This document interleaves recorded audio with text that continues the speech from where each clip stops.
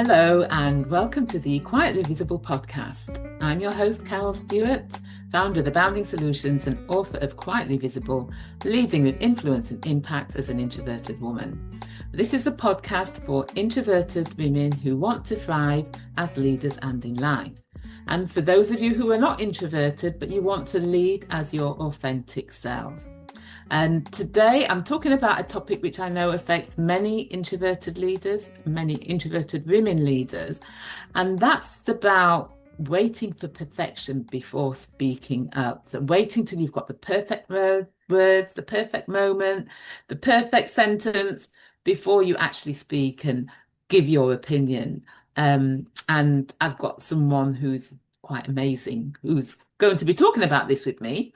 And her name is Brooke Hargraves, and she's a media and communications strategist and a former political media advisor.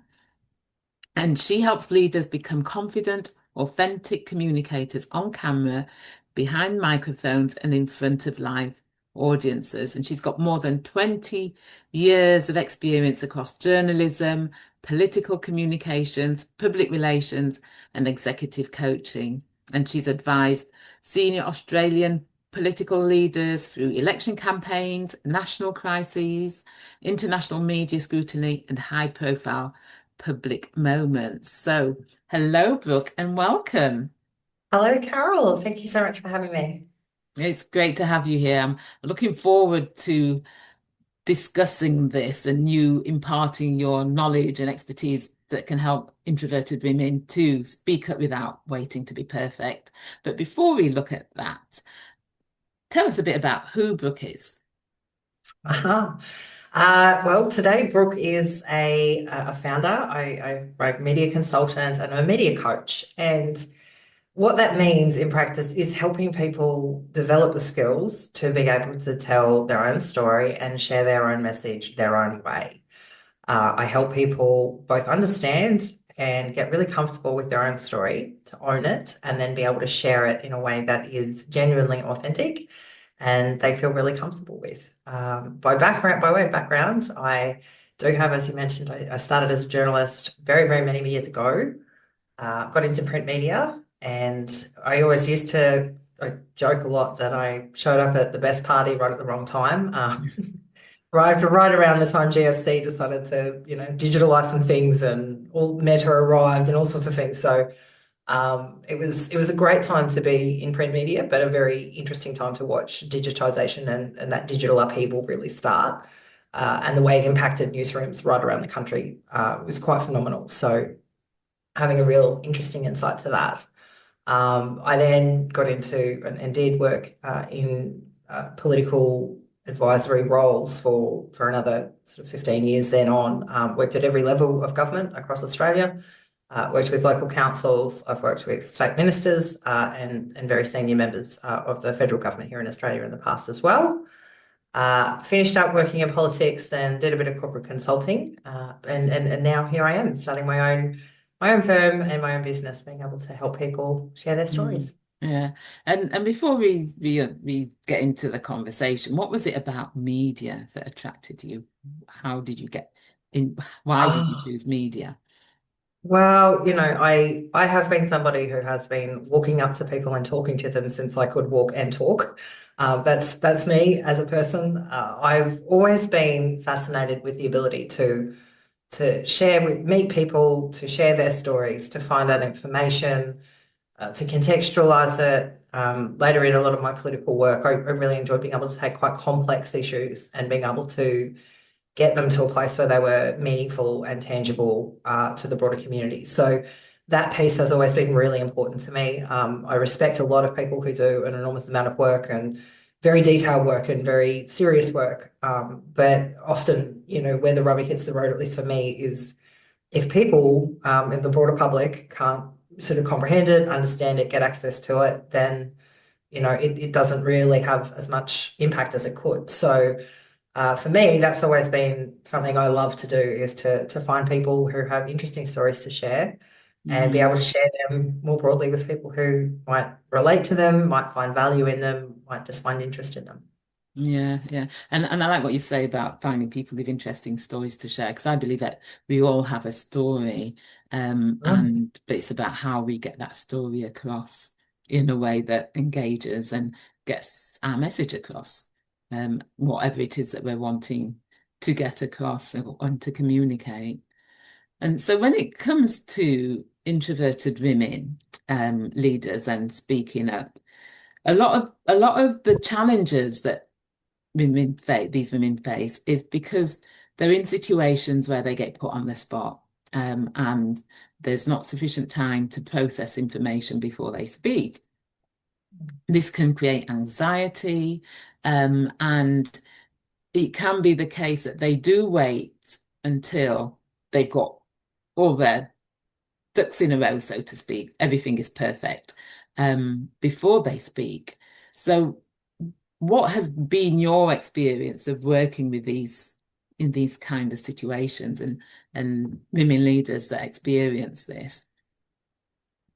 Yeah, well, certainly the thing that I work with and help people, and I've seen in the past, one of my biggest takeaways actually from watching a lot of these people up close for a long time is actually determining that confidence isn't knowing that everything's going to be perfect. It's actually building yourself and your mindset to a place where you know that you will be okay even if things aren't perfect. Hmm. Um, watching that political sphere is something that's really amazing because, as we all know by design almost, and certainly day to day, outside of a few different realms, usually when political leaders get up to speak, whether it's the press or in an engagement, they know that there's going to be another group of people from usually the opposition, another party, that are immediately going to say they don't agree, they don't like you, they don't agree with your position.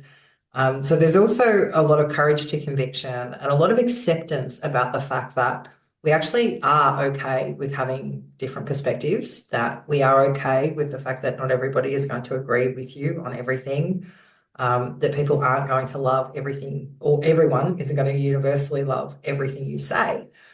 So that's a lot of the piece that you actually can unpack a little bit within yourself and becomes part of the things that you yourself can control. So there's obviously external factors and responses and things that aren't within your remit. But when you get to a place yourself where you understand that you firmly, can articulate who you are and what you believe and your message, and that you're okay with that, and that, you genuinely do have the courage of those convictions. And you can equally be just as okay with the fact that other people have, every right to have other opinions and other views, to even, to challenge, to understand different propositions and different points of view is the part that makes that okay. So it's easy to say, it's harder to do in this day and age. People can be, there's a lot of conflict, there's a lot of you know, very, very rough, I should say. The comment sections and the doom scrolling, they're very real. But on the whole, that's the piece that most people really, if they're comfortable within themselves and they're um, perhaps not so much worrying, they're judging themselves and they're running their own race, so to speak, then that piece can be a bit easier as well. Yeah, and that recognizing that not everybody is going to agree with you and that is okay. I think that that can Mm. be quite a big game changer, because I know that many women often worry about how other people are going to perceive them, how they're going to come across, and will they be harshly judged because of what they've said. And so, yes, that's where that, it's okay to have people disagree with you, um, is Oh, of course. mm, As long as they're being respectful, and we all need to be respectful of each other. But mhm, you do hear a lot about that curiosity piece. That's the other piece that's really becoming. I'm really excited to see that that's starting to get a bit of legs, probably on the back of things like Ted Lasso, to be honest. mhm, It's a great series. That whole concept is starting to get legs around. You can run your own race, you can be your own person, you can hold your own views, and that's okay. Other people will be the same, and there's genuine benefit. Like that's where we come up with our best stuff. Where mm, generally, um, whether they're discussions, whether they're multiple points of view, a lot of our systems, it's why we're governed, generally have corporations have a board and people that sit around one table. I don't think they're all designed to universally agree with every single person and not along universally. The idea is to be able to have that robust sort of exchange to really mete out different ideas and strategies and then agree on perhaps what the two different elements that two people might bring together to come up with a really great solution. So Mm. it is too, like I said, in that sense, it can be really intimidating for people, especially if you are inherently introverted, knowing when to speak, or having the courage to speak up and to back yourself. But again, if you're starting from a place, particularly with the press, that you're confident in who you are and you're happy with the message you're sending, and the information you're sharing, then that piece can be easier to navigate as well. Yeah, and there's something in that, the confidence in who you are, and being strong in that confidence of who you are, because what we often see is people will try and be something that they're not. And we were talking about this before we started recording, and I gave an example of Theresa May, the former UK Prime Minister, who, when she did her last political party conference, she ran onto the stage like, this to ABBA's Dancing Queen. And I cringed because she looked so inauthentic, because she's introverted and that is more typically extroverted behavior. And it just looked so inauthentic. But yet when she gave her, when she was standing down as Prime Minister and she gave her exit speech, she just radiated, and looked so confident. It was like she exuded confidence and authenticity. And I thought, why couldn't she have been like that all along? Who advised Oh, her to do that, dancing well, on the stage? hard, hard to say, obviously, and I don't know, but it is a really, it's an example certainly, and there are no doubt many others. Again, it's fascinating that a lot of the time there is, I believe, there's still a difference, almost, or a heightened scrutiny of female leaders. Oh gosh, Um, yes. those things. There was a guy that followed Theresa, or was before Theresa, Boris Johnson. He was a very charismatic, uh, Mm, shall we say, did a few things that were probably not conventional by mhm. any means, but managed to create a persona that also seemed to allow for a lot more colour and movement, perhaps, than Theresa had Yeah. navigated herself. So there are times where that definitely seems to be, part of the element to it. But you mentioned the exit speech, and that's probably one of the best examples, and you'll see them all over the place, all the time. When you watch a politician give an exit speech, a concession speech, those sorts of things, and you can physically see it. The moment that those expectations, or the stress, seem to be, off their shoulders, and you do see the person that's inside that person usually comes to the fore, just who they are authentically themselves. Um, and often they're really kind, they're really smart, they're really compassionate. They're all these things that we want in our leaders. So a lot of people say, geez, if they're a bit more like that, then, who knows? But, Mm, conversely, I think it comes down to, particularly, it doesn't really in or outside politics. It is a real challenge for people that are perhaps those naturally introverted. We do tend to confuse confidence for trust, where we are wired to know when people are being performative. We are wired to know when people perhaps are trying a bit too hard. Like you said, it does, just body language, right, is a big part of that piece. And the dancing is an example. Um, your body will physically scream if you're not, really into that. And it's a lot of why people tend to look a bit stiff or a bit whatever in front of the camera. So much of what we convey when we do speak is not actually coming out of our mouth. It's all body language. It's a lot of, the vibe, all those things. So, like I said, we do have a challenge where people can confuse confidence for trustworthiness. They can confuse confidence for strength. They can, I think we're starting now, it's interesting watching the arrival of things like AI and ChatGPT and all these things that are able to give us almost perfect scripts. And it's fascinating because now we're at a place where if you want to, you can literally say almost what's perceived to be the perfect thing every day, every time. You can read a script and you can say these words and you can write an email that's pitch perfect. Um, but we also, again, as humans, have inherently picked up that that's not authentic. Mm, We do know when we're seeing fake, right? We can feel it, we read it, we see it. We are inherently just wired to know that that's not entirely the full story either. So perfectionism is also another element that you can break down and say, well, do you need to be perfect or do you need to be real?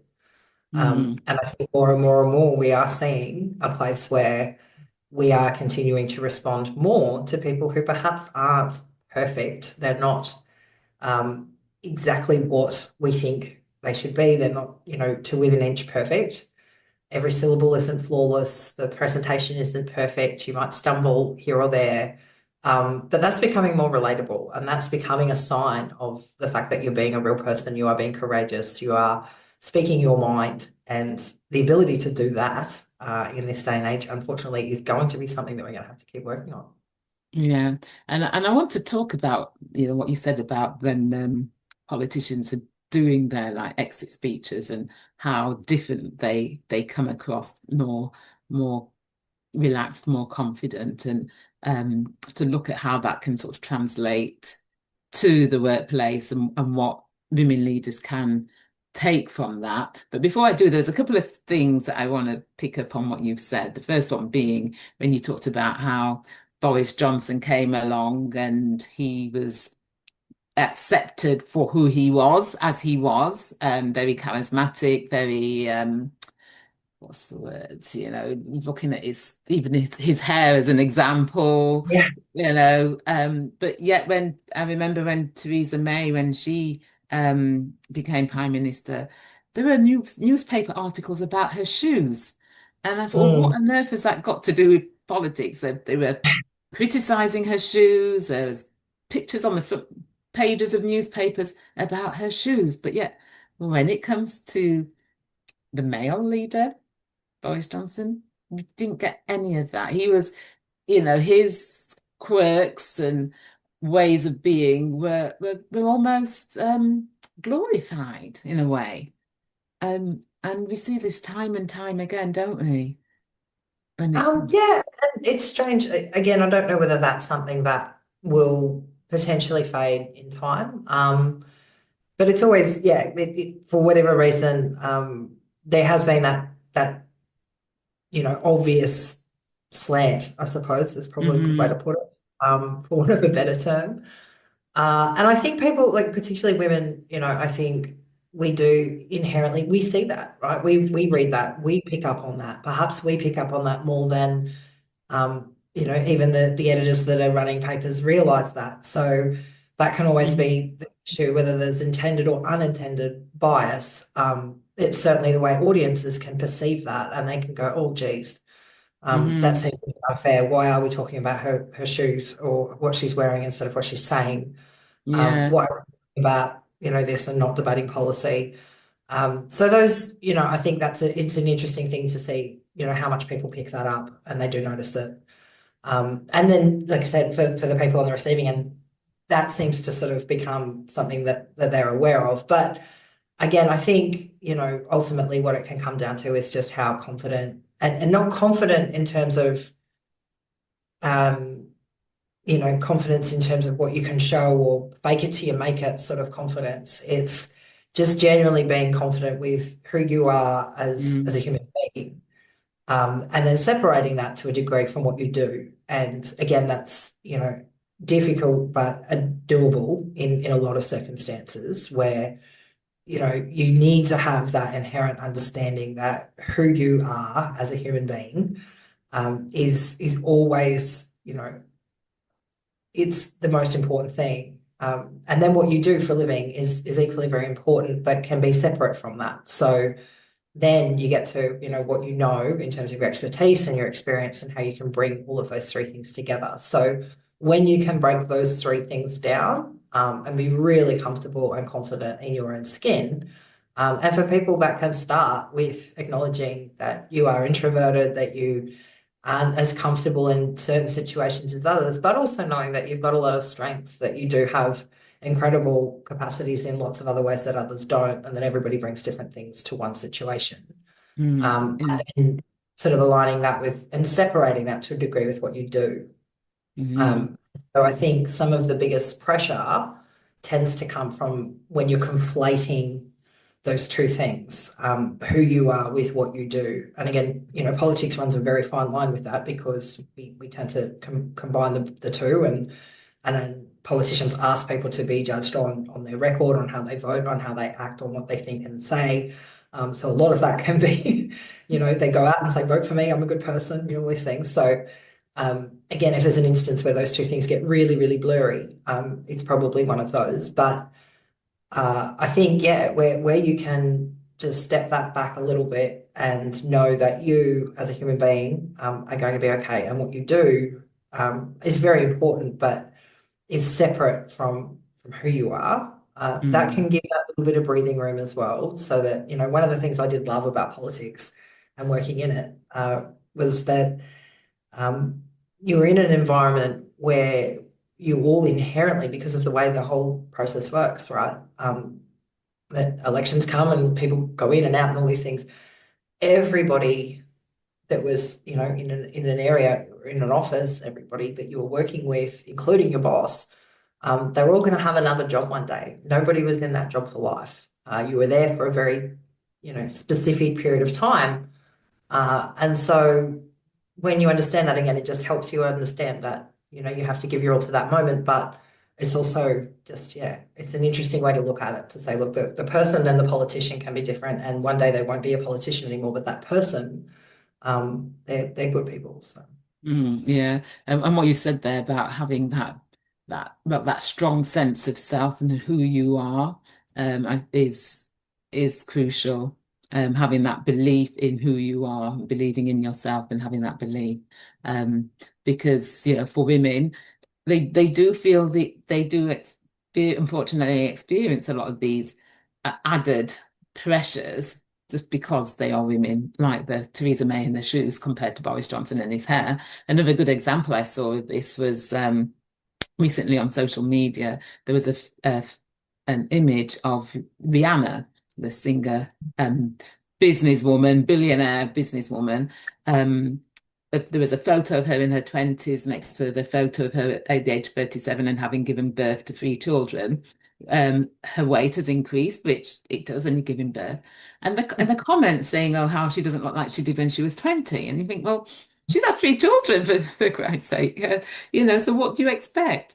But she had embraced this season of her life, this stage of her life. So she hadn't let that tear her down. And she, well, I mean, I don't know how she feels on the inside behind closed doors, but she doesn't appear to have let that shake who she is. She's standing strong in her sense of who she is as a mother of three children.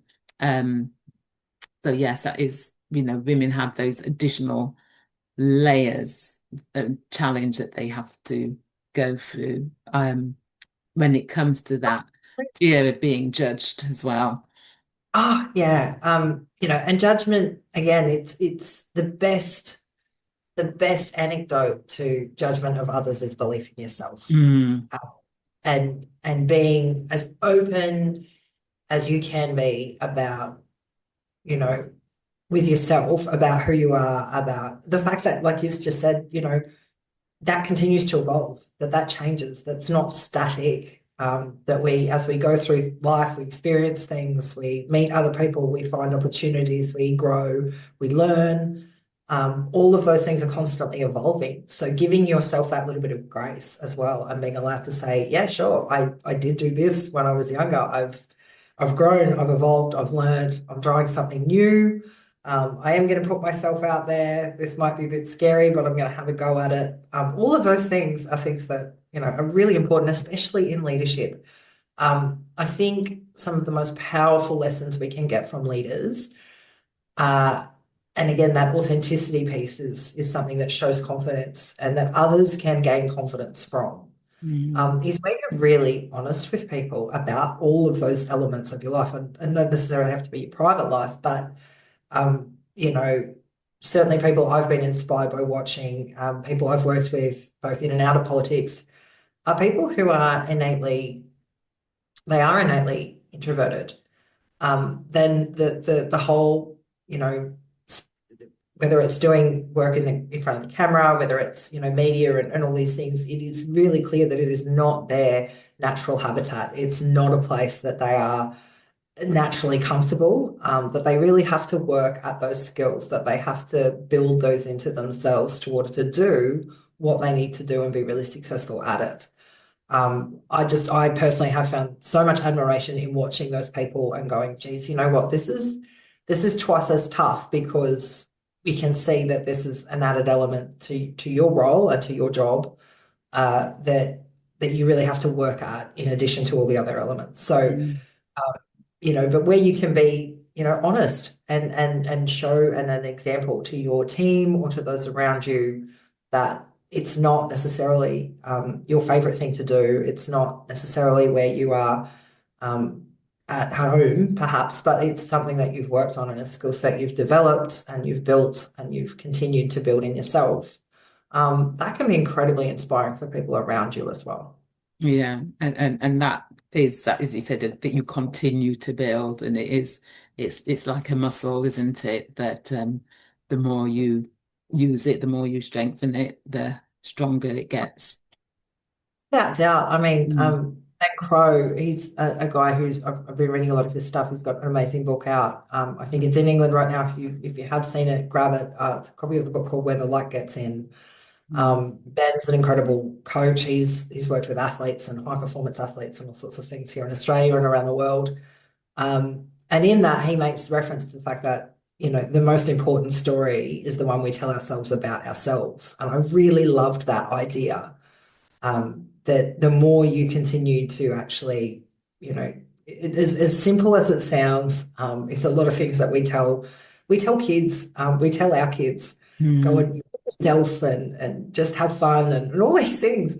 But somewhere along the way, we tend to forget them ourselves. But if you continue to build that muscle memory, like you said, if you continue to tell yourself, and you'll be surprised how quickly you can build that confidence that perhaps what you think might, be, it's very rare that the worst thing you've imagined could happen will happen. mm, So it doesn't take a lot of long time to break the judgment in the other way when you see the results and go, actually, that was pretty good. That was a bit of fun. I'm glad I spoke up. I'm glad I did this.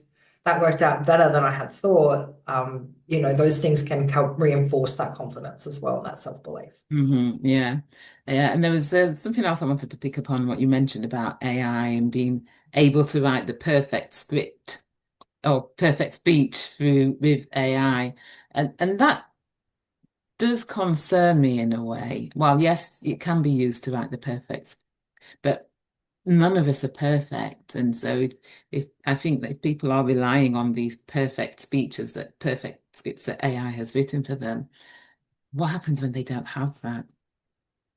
It's I don't even know whether that's, I mean, yes, it's a question for sure. mm-hmm, But I think to me, there is an inherent sort of breakdown in the process where, at least for now, and I think for the foreseeable future, because we're so attuned to understanding when people are acting, when they're being performative, when they're not being real human beings. mm-hmm, And this is meaning what you say and saying what you mean, right? That's as simple as it can fundamentally get. But when you can do those things consistently, it stands out to you as an audience member. You know this. You know this when you see somebody do an interview on television. You know it when you hear it. Even now, when you're listening to a podcast, right? There are just things that grab a hold of you And they do it because you know when you hear it and you see it that the person who is delivering that genuinely believes that in their bones and Mhm. they know it. And there's a real passion usually in their voice and they understand, the importance of what they're saying. So in all of that, I just don't know that there's, I don't think it's as simple as being able to get a script with all the right words and then perform it and then not have people realize that you are performing a perfect script. I think, yeah, we're innately drawn to the more human, the more real, the less perfect, the person that might stumble over a word or two or make a joke Mm. or whatever. Those things are always still going to be the things that connect with us innately as people. Yeah. Yeah. And what you said about the exit speeches, like politicians and how they come across, what can women leaders, introverted women leaders, take from that, do you think, and apply when they are in situations where they need to speak up rather than waiting for perfection? Sure. I think when you really unpack that, and again, it goes to that pressure to perform or to deliver, in any circumstance. Um, it comes with it's the balancing expectations, the terrible E word, the expectation, the weight of expectation, and often responsibility and all those things that can feel really heavy. The reason those exit speeches and those things can be so, you know, interesting to watch and people can see this lighter side is that whatever's transpired has transpired. It's done. It's been accepted by the person that's giving, that speech. And so that expectation in a weird way has sort of shifted. Um, and then you see this whole authentic, personable, warm, weird eyes, clear-eyed person that emerges in that. So it's a really good insight into how people can let expectation perhaps skew with what they think something should be or Mm-hmm. how they should behave. Um, and the best way to counter that or the takeaway you can have from that is to pare back expectation and just again be comfortable with what you're doing and what you can control and be really, really clear with, you know, what perhaps is, imagine and sit with or work through perhaps strategies to navigate that in a way that you don't have to have that expectation. So for women, example, again, we talk about perfectionism. We talk about having to have the perfect answer or all the answers, even as a leader, before we consider ourselves leadership material. Some of the most powerful leaders and the most extraordinary people I've ever seen are the ones who are the first to say, I actually don't have all the answers all of the time. I want to take advice. I want to get input from my team. I want to, do all those bits and pieces. So um, I think, and so again, when you're dealing with the press, to be really clear with people to say, look, this is where we're going, this is what we think. We're open to the fact that there could be extra information or all those things to be able to land in a place where, yeah, you're really honest about that, you're comfortable with it, can Mm. shift that expectation that you need to be in control and have the answers to everything at every given time. And they all have to be perfect and they have to be delivered and timed perfectly. I think if we can unpack some of those expectations that we put on ourselves a lot of the time more than Yeah. others do on us as well. It's not only unrealistic, but often it's also an unrealistic bar that we've set for ourselves. So we probably wouldn't expect that of others. We wouldn't expect that of our co-workers. We wouldn't expect that of many others. So often, I think it's a little bit of being able to lift that off our own shoulders for ourselves and be happy with where we are. No. Well, thank you for that. And that's a great way for us to come to an end of this episode. But before we go, if people want to find out more about you and your work, what you do, where's the best place for them to go? Oh, absolutely. Best place to contact me is via my website, Trellis Media, Trellis media.com.au, where you will find lots of frameworks to help you grow your own way. Great, thank you for that. So, listeners, if you're watching, whether you're watching or listening, do go to Brooke's Har website, and we will put the links in the show notes so you can go and find out what she's got, look at her frameworks and find ways that you can support yourself on your leadership journey. So thank you, Brooke. It's been a pleasure having you on. Thank you very much, Carol, for having me.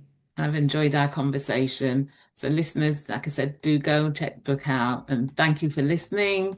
And if you're wanting to increase your confidence and influence and impact, if you haven't completed the free assessment on my website, go to aboundingsolutions.com. Under free resources, there is a assessment that you can do, which will give you some ideas about areas to focus on. And if you're not subscribed to the podcast, then do subscribe and share it with people that you know that will benefit from watching or listening. Until the next time, bye.